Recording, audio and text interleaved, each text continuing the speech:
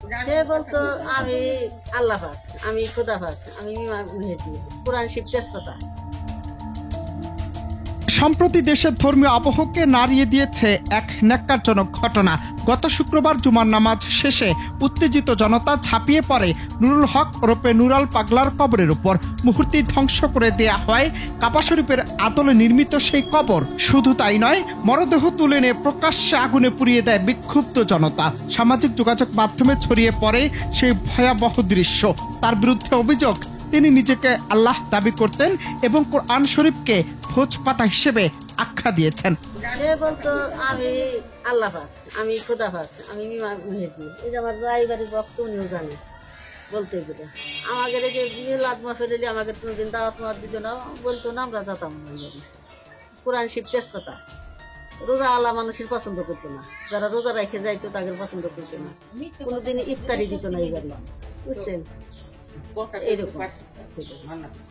আর এই যে মারা গেল, আমাদের একটু মাই কিনে করলে না, আমাদের সাল ফাল জানাজারে যাওয়ার জন্য প্রস্তুতি ছিল, কিন্তু বলছে যে জানাজারে টাইম কোন সময়, বা যে আল্লাহ পাখি আবার জানাজার কিসে, এই কথা বলছে। আর রাত 2টার সময় মাটি হয়েছে, আমরা জানি যে কোন সময় মেলাদ পড়াই তো ইমাম মেহেদী রাসূলুল্লাহ এইসব করতো। আর ওনার ওই যে তাকবীর দিত, কি তাকবীর দিত? নারায়ণ তাকবীর, ইমাম মেহেদী রাসূলুল্লাহ, ছোট হুজুর পাক, বড় হুজুর পাক। আজান হয়তো 30 বছর আগে হয়তো কিনা, আমরা সব জানি নাই, শুনিনি। আমরা এখানে আমার তো বিয়ে হয়েছে 30 বছর 35 বছর, এখন তো আমি আজান টাজান শুনিনি, কিন্তু এখন আজান হয় জানি। কিন্তু কে নুরাল পাগল? কেন তার কবরকে কেন্দ্র করে এত ক্ষোভের বিস্ফোরণ? 80-এর দশকে নিজেকে ইমাম মাহদী দাবিদার হিসেবে পরিচয় দেন তিনি। গড়ে তোলেন দরবার শরীফ নামে আলাদা অনুসারী গোষ্ঠী।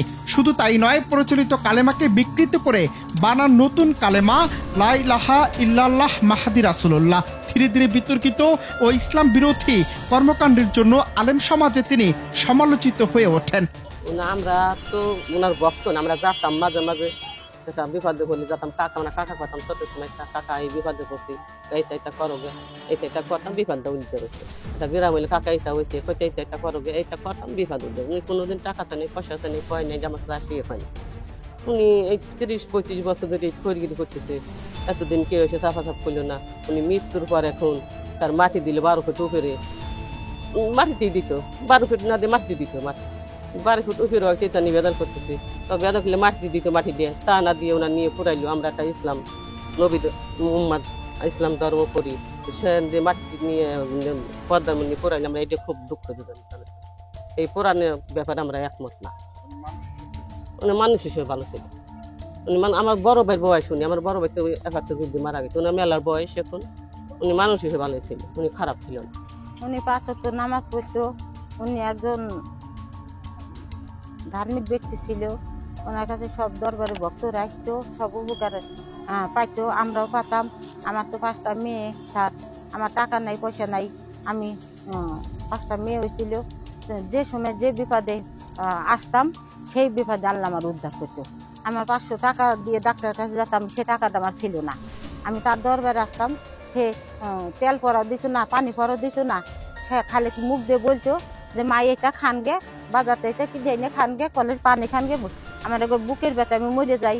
আমি দৌড় ফেরে আসলাম, হুজুর পাক আমি কি করবো? মা 3 গ্লাস পানি কলেজটা খানগে, আপনি বুকের ব্যথা সাজি যাবেন। সাথে এরকম সে কষ্ট পাওয়া চলে গেল, তার পুরাইলো, আমরা এটা সহ্য করে পারতেছি না। আর ওনার ভক্তরা কইছে ইমাম মেহেদী, শুনছেন? ইমাম মেহেদী, আমার বাবা লে ইমাম মেহেদী, ওনাদের ভক্তলে এই গান করছে। আর হে কইছে যে ইমাম মেহেদী আসতেছে, কোথায় হবি? ওগার পাইছি থাল ফালাটা অসুখ বেশি হলে গেলি পারে কইছে, নিজেদের অসুখ হলে গেলি কইছে। এই তো হে খারাপ বলো, তার গান হে করবি, আর তার পুরাইনের কাম ছিল না, ওইটাই মাটি দিত। তার অপকর্ম এখানেই থেমে থাকেনি। অভিযোগ আছে তিনি পবিত্র কোরআনকে পদদলিত করে ভোজপাতা বলে বিদ্রুপ করতেন, এমনকি আজানের বাণীও বিকৃত করেছিলেন বলে অনুসারীদের কাছে দাবি করতেন। এক পর্যায়ে নিজেকে আল্লাহ বলে ঘোষণা করায় ইসলামী মহলে তীব্র ক্ষোভের ঝড় ওঠে। বহু বছর ধরে এ নিয়ে সমাজে চলছিল বিতর্ক। তবে ভক্তদের কাছে ছিলেন অলৌকিক ক্ষমতার অধিকারী এক সাধক। সরাসরি এমন অভিযোগ স্থানীয়দের। গত 23 আগস্ট বার্ধক্যজনিত কারণে মৃত্যু হয় নুরাল পাগলার। এর পরপরই তার অনুসারীরা বিশেষ কায়দায় কবর নির্মাণ করে এবং কাবার আদলে সেটি সাজিয়ে দেয়। এমনকি কবরের গায়ে লেখা হয় ইমাম মাহাদির কবর।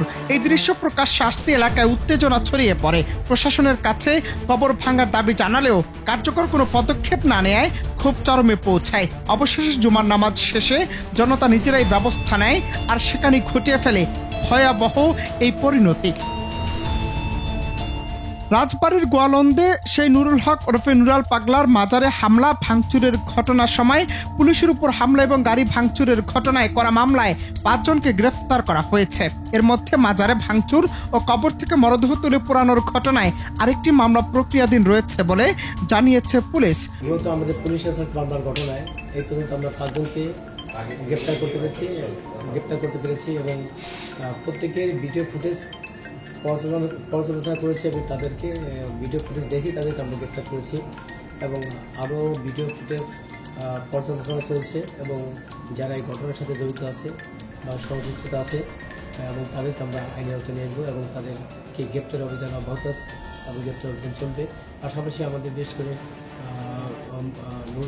নুরুল ইসলাম নুরুল পাগলের বাড়িতে যারা হামলা চালিয়েছে বা ওখানে যারা হত্যার সাথে জড়িত আছেন এবং তাদেরকে আমরা আইনের আওতায় নিয়ে আসার চেষ্টা করছি এবং ইনশাআল্লাহ তাদেরকে দ্রুততম সময়ের ভিতরে আমরা গ্রেপ্তার করতে সক্ষম হব। অনন্ত হাসান মাসুদ, বাংলা টিভি।